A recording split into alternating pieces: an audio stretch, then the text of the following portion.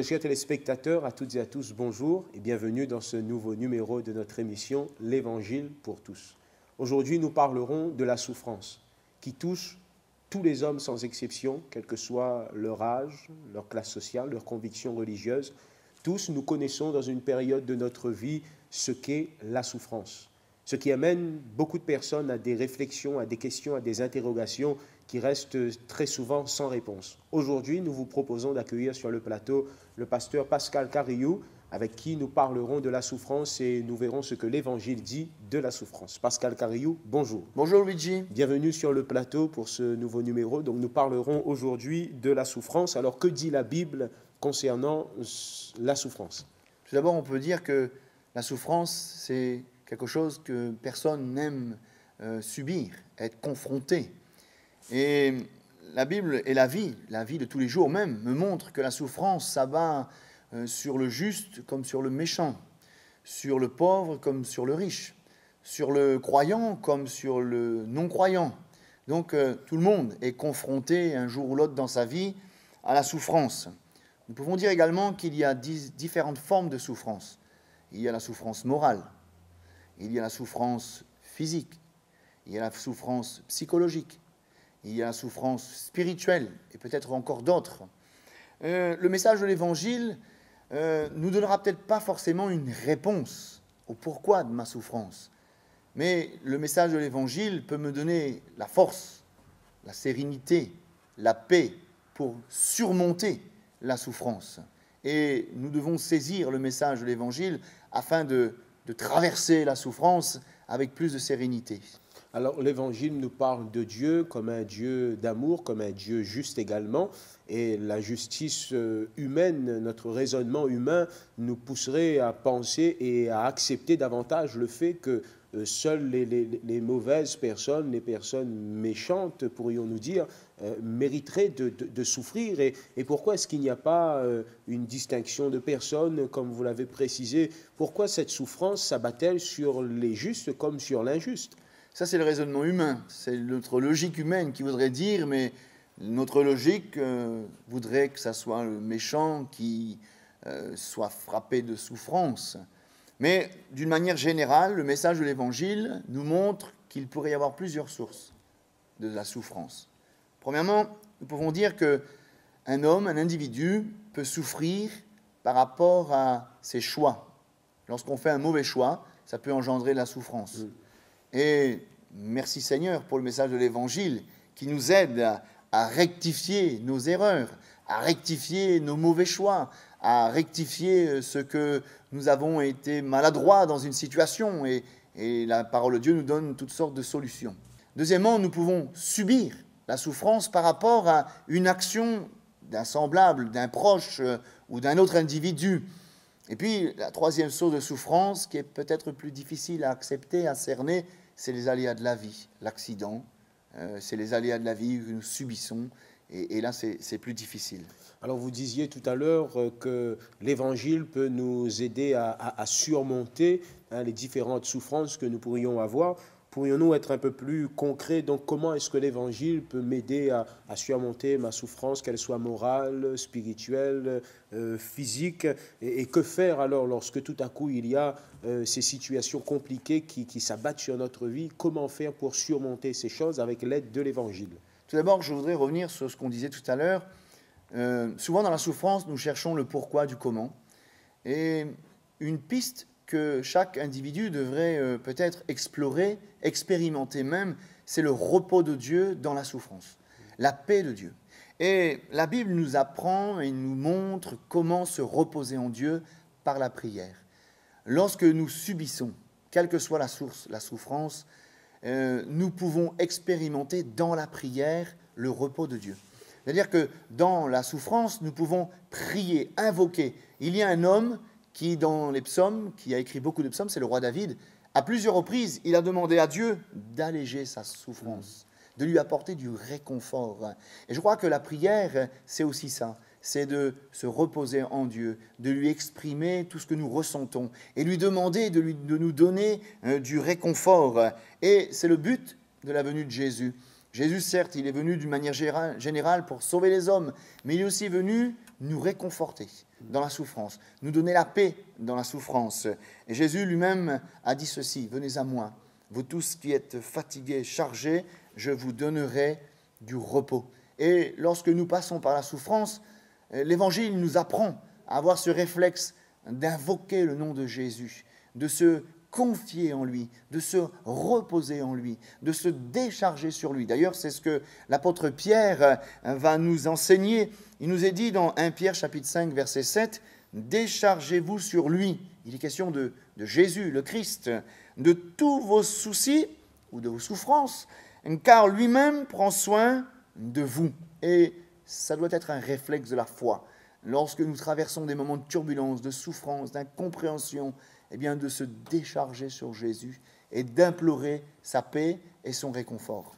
Nous rappelons peut-être aux téléspectateurs qui nous rejoignent que vous êtes bien dans l'émission L'Évangile pour tous, que nous parlons aujourd'hui de la souffrance et qu'avec le pasteur Pascal Carillo, nous répondons à cette question. Comment surmonter la souffrance? Donc, comme il l'a si bien précisé, au travers de la prière, en priant Jésus, en invoquant Jésus. Pascal Carillo, donc nous continuons notre émission. Nous parlons donc de la souffrance. Maintenant, pourquoi est-ce que Dieu, qui, selon l'Évangile, selon la Bible, contrôle toutes choses, pourquoi est-ce que ce Dieu, qui est un Dieu d'amour, pourquoi il permet que l'homme passe et connaisse de telles souffrances? Alors, comme vous l'avez si bien dit, Dieu est amour. Et dans tous ses plans, dans tous ses desseins, il y a l'amour, dans le sens où, comprenons, à la base, Dieu a créé un monde parfait pour que deux êtres parfaits, Adam et Ève, puissent jouir de cette perfection et de cette communion parfaite. Et Adam et Ève ont succombé à la tentation, et le péché a brisé cette perfection. Et suite à cette séparation de l'homme avec Dieu, il y a des mots qui sont apparus, des situations qui sont apparues. Le mot peur, le mot souffrance, le mot angoisse, le mot mort. La mort n'était pas le lot que Dieu avait préparé pour les hommes. Mais toutes ces choses sont venues sur cette terre suite à cette désobéissance. Alors vous m'avez posé cette question, pourquoi Dieu permet cette souffrance? Parfois, dans la souffrance, nous prenons conscience que nos moyens sont limités. Nous prenons conscience qu'il y a un être qui nous aime et qui est au-dessus de toute chose, qui contrôle les temps et les circonstances.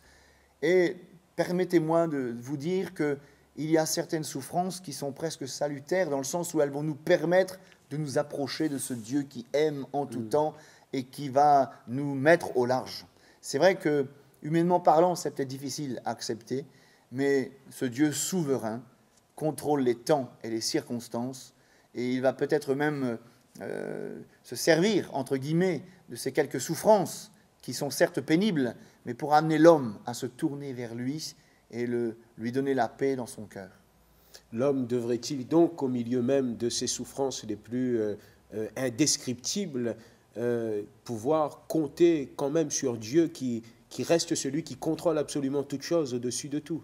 C'est vrai que dans la souffrance, la pensée de dire « mais il n'y a plus d'espoir pour ma vie, il n'y a plus de but, il n'y a plus d'objectif, tout est fini, je ne me sortirai jamais de cet état de souffrance, état de morale, d'abattement ».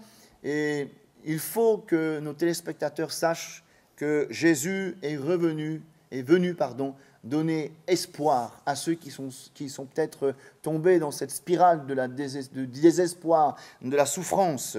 Jésus est venu aider tous les hommes, toutes les femmes qui souffrent, et non seulement les aider, mais leur donner la paix, leur donner la force de surmonter la souffrance. Et Jésus n'est pas venu donner une réponse concrète à toute forme de souffrance.